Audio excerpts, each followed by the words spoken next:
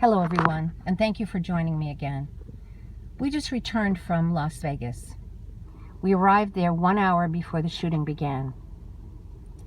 In some small way, we helped. As a first responder, we had to step up, as I always advise you to do whenever there's any kind of crisis. But it gave me pause when I saw the devastation around us. It made me think about Sandy Hook, the Oklahoma bombing, Ferguson riots, police shootings, all of the terrible things that have happened in this country. And it made me think, how do I want to live my life? And I pose the question to you, how do you want to live your life?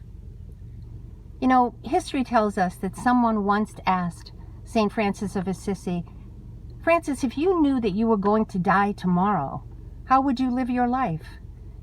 And he answered, I would live it exactly the way I'm living it now. But can we say the same? I don't know.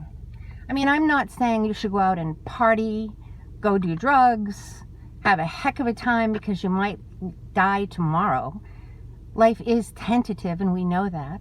Some of us will live into our 90s or maybe even over 100, and some of us will not make it through the entire day. But how do you want to live your life? I humbly suggest that you reach out to others, that you become that social being that you were meant to be, that you find balance in your life. If someone doesn't have a jacket and they're getting on the school bus in winter and you see that, find a jacket and get that jacket to that child, to that older person who's waiting at a bus stop and there is a storm. Help that older person. To people who don't have food, reach out to the people who are going through a divorce and have children. And that parent who is in that house probably needs some support, maybe even just a cup of coffee and a willing ear to listen to what they're going through.